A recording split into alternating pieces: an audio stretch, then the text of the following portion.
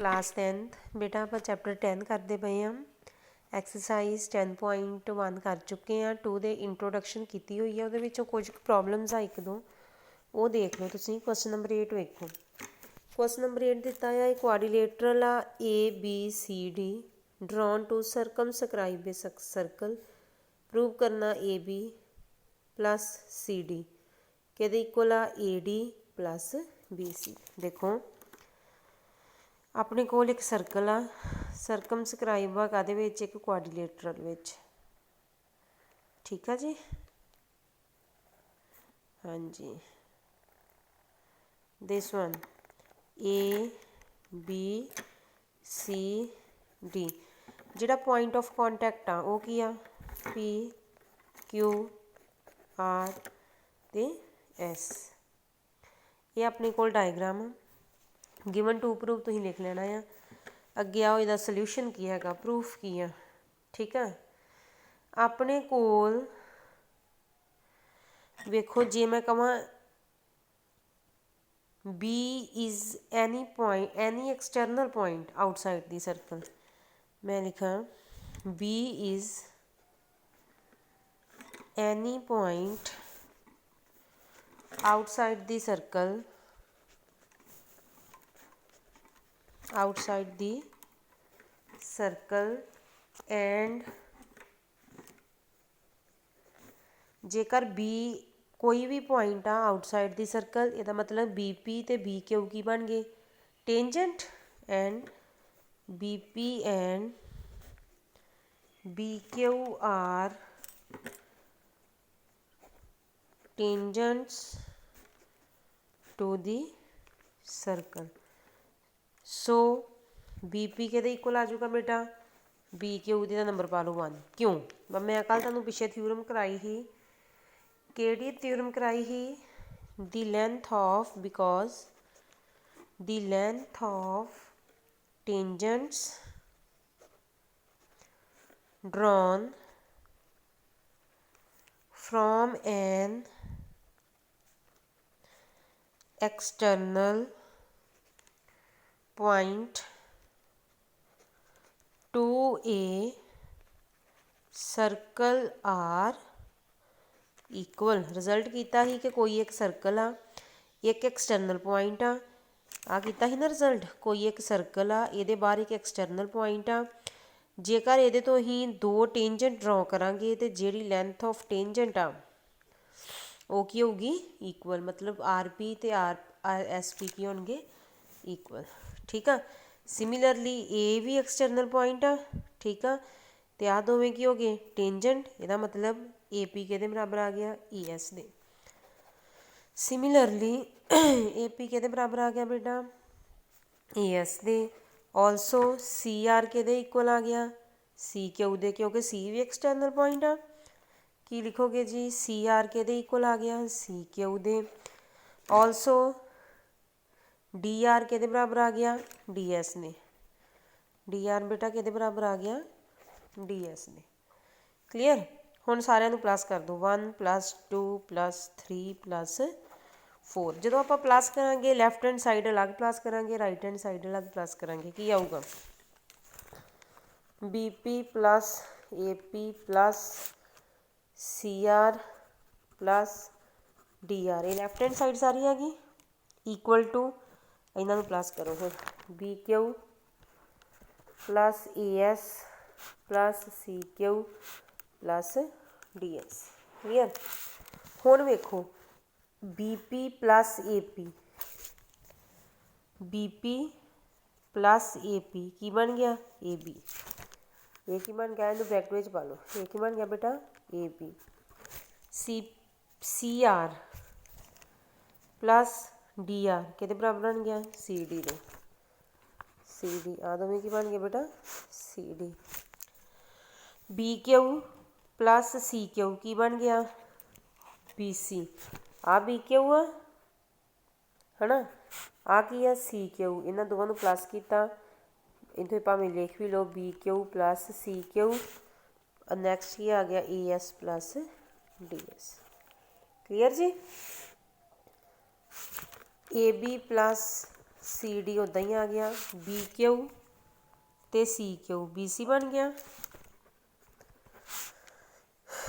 आ गया A S तो D S, बेटा डी है, this one is D, E S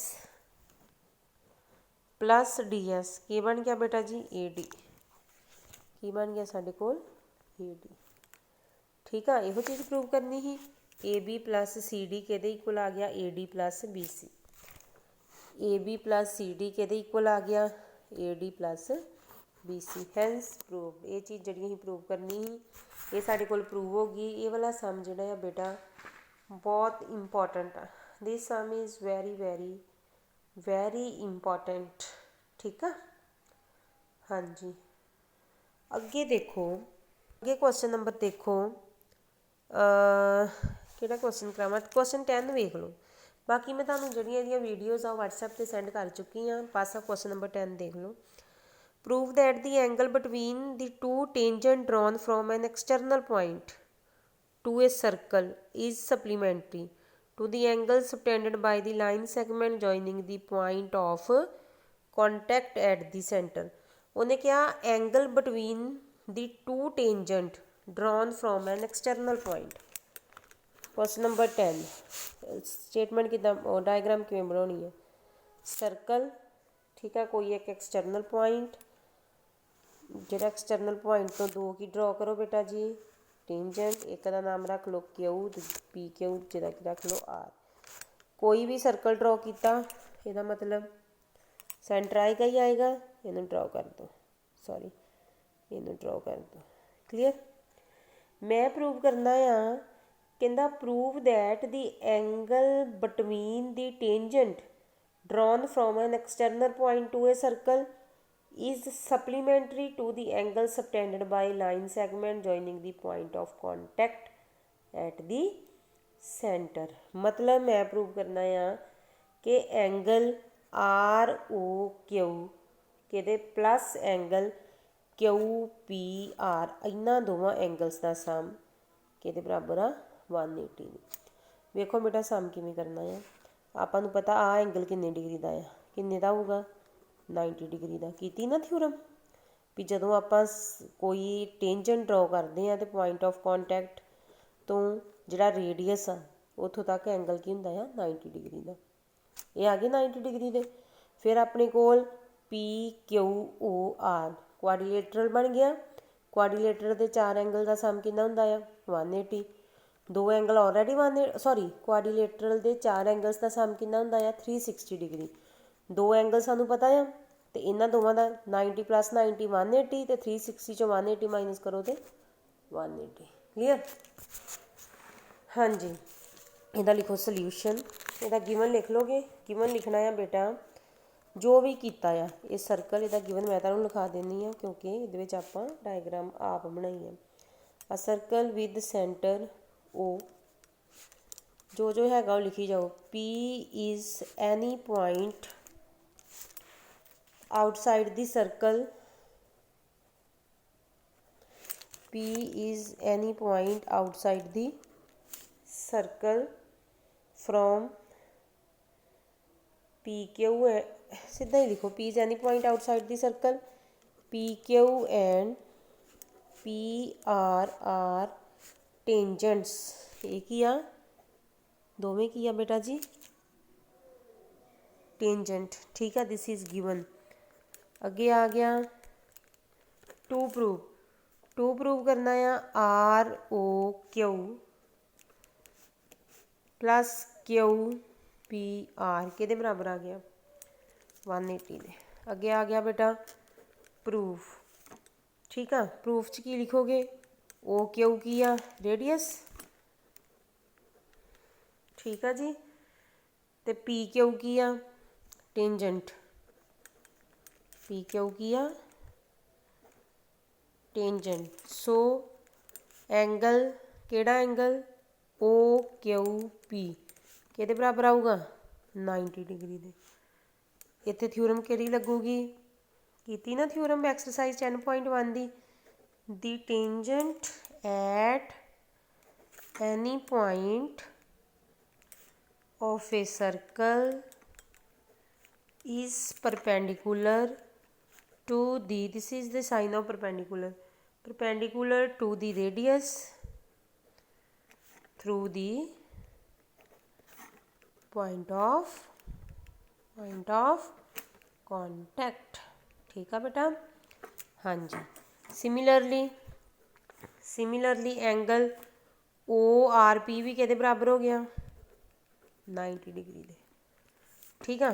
हुण लिखो इन क्वाड्रिलेटरल किहड़ा OQPR angle O plus Q angle plus angle P plus angle R कितने degree का हो गया, चौवां एंगल्स का सम कितना हो गया 360। ब्रैकेट विच की लिखोगे because sum of angles of a quadrilateral is 360 degree. O angle सानू पता नहीं है, Q एंगल आ 90 डिग्री का, P angle is also unknown, R angle भी आ 90।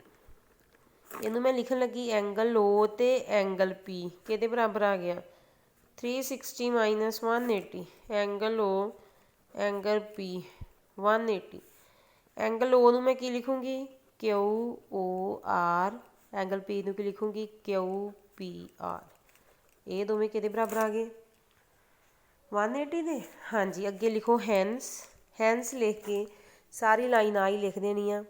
The angle between the two tangent drawn from an external point to a circle is supplementary to the angle subtended by the line segment joining the point of contact at the center। ठीक है। Okay.